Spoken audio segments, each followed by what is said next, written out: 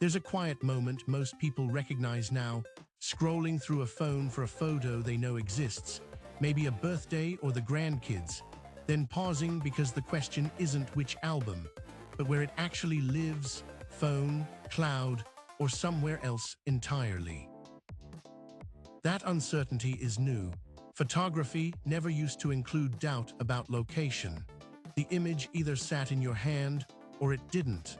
Now the unease comes from not knowing which place holds it, even while the picture appears perfectly normal on the screen.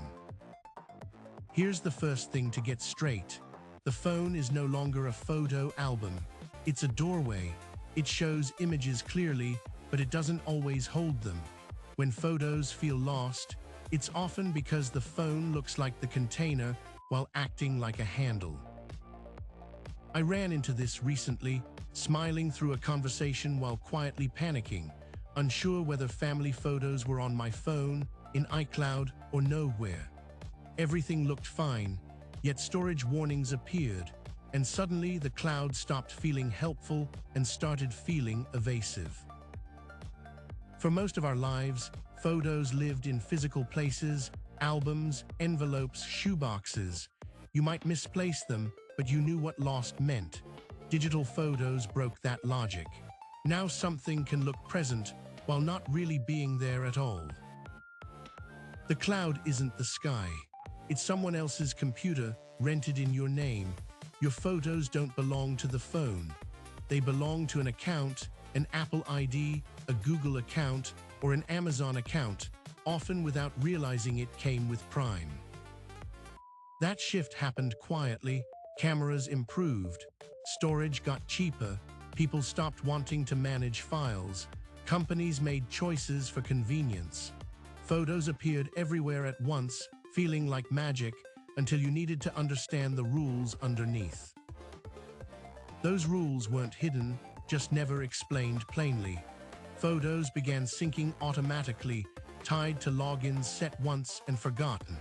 Everything worked smoothly until something vanished, or until deleting a photo on one device erased it everywhere instantly. This is the core confusion. The cloud feels like a backup, but most of the time it's a mirror. If syncing is on, phone and cloud reflect each other. Delete in one place, and it disappears everywhere immediately unless you planned otherwise. Then there's storage optimization, which sounds helpful and usually is. Optimized storage means the full photo lives online while the phone keeps a smaller version. It looks real, behaves real, but the original file isn't actually on the device. Google Photos works the same way. Amazon Photos too. Different companies, same logic. Photos live with the account, not the hardware. That's why storage numbers stop making sense once you rely on syncing without realizing it. Accounts feel abstract while phones feel solid. You can hold a phone, not an Apple ID. But once you accept that shift, clarity comes fast. 3 screens on the phone, 1 browser check, and guessing disappears when the memories actually matter. Once you get past the initial shock that photos don't necessarily live where you see them, the next question is practical. If they're not really on the phone, where exactly are they? What decides whether something stays, disappears, or follows you everywhere without asking, quietly and instantly? The cleanest way to think about it is this. Photos don't live on devices anymore. They live in accounts. The phone is just the window. Which account matters depends on the ecosystem you're using, and most people are in more than one without realizing it. If you're using an iPhone, photos are tied to your Apple ID through iCloud Photos. That Apple ID is the real container. When iCloud Photos is on, every picture uploads to Apple's servers and links to that account automatically, without asking each time. The phone shows photos, edits them, and deletes them, but it isn't the owner. It's the messenger. The authority lives with the account, not the device. That difference feels small until something disappears, and then it suddenly feels very important. On Android, the idea is identical with different labels. Your Google account is the container. Google Photos is the service. If backup is on, every photo goes to Google's servers under that account, and the phone simply displays what's stored there. Amazon Photos works the same way, often more quietly. If you have Prime, photo backup may already be enabled without a conscious decision. The account is Amazon. The storage lives there.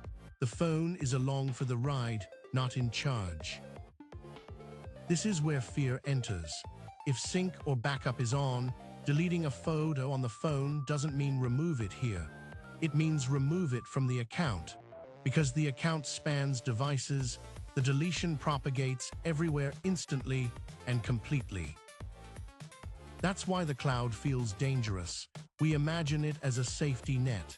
In practice, it's usually a mirror. It reflects actions immediately. Mirrors don't protect things, they copy them faithfully, which is efficient but unforgiving when misunderstood. Then comes the most confusing feature, storage optimization. On iPhone, it's optimized storage. On Google Photos, it's saving space. The full-resolution photo lives online. The phone keeps a smaller version that looks complete, but uses less storage. Visually, nothing seems different. Photos open, zoom, and behave normally, but the original file isn't on the device. It's in the account. That's why storage numbers stop matching expectations. The phone holds placeholders, not the full collection. The fix isn't complicated. Check 3 settings. On iPhone, settings, your name, iCloud Photos. On Android, Google Photos, settings, backup. On Amazon Photos, backup and uploads. These screens tell you who's really holding the files. Then do the step most people skip. Open a browser and visit iCloud.com, photos.google.com, or amazon.com photos. If photos are there, they're backed up. Once you see that, the system stops feeling abstract. You pick a home, verify it, and stop guessing. Once you see how this actually works, the anxiety around photos starts to loosen. Not because the cloud suddenly became safer, but because it stopped being mysterious. The fear mostly lived in the guessing, not knowing if a picture was really saved or just pretending to be. Once you know where to look, the drama drains out of it. There's a quiet confidence that comes from understanding that nothing is floating or vague. Your photos sit on specific computers, owned by specific companies, connected to accounts you can log into anywhere without ceremony.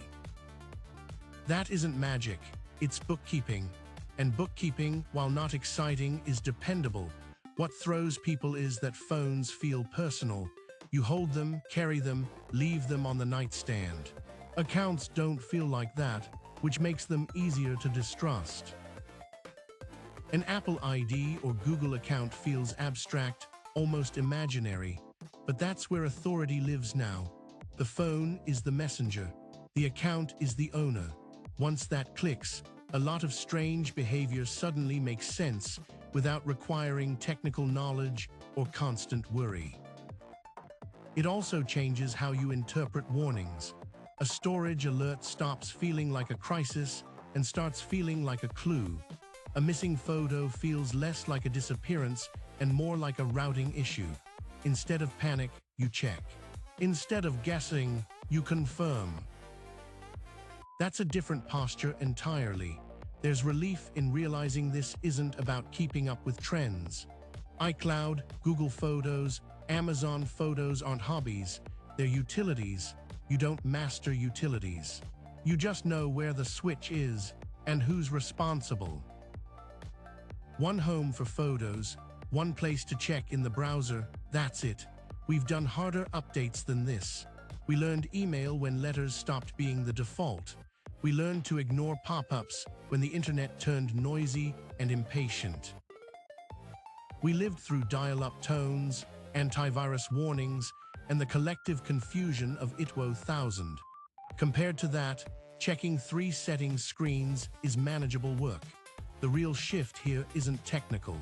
It's psychological, and that's where the relief actually comes from. You stop treating the phone like a fragile vault and start treating it like a window. If the window breaks, the view doesn't disappear. You open another window somewhere else. That knowledge changes how tightly you grip the device during upgrades or accidents. It also takes the guilt out of decisions. Deleting a photo becomes intentional instead of risky. Upgrading a phone becomes boring instead of nerve-wracking. You know, memories aren't trapped inside glass. They're filed under your name, waiting where you left them. There's even a small humor in it once fear fades. Optimized storage stops sounding ominous and starts sounding like what it is, a trade-off. Less clutter on the phone, more reliance on the account.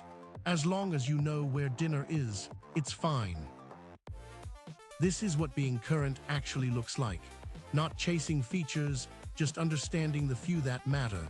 Knowing which account owns what, knowing how to check, then moving on. Old dogs don't chase trends. We walk beside them, alert but unhurried.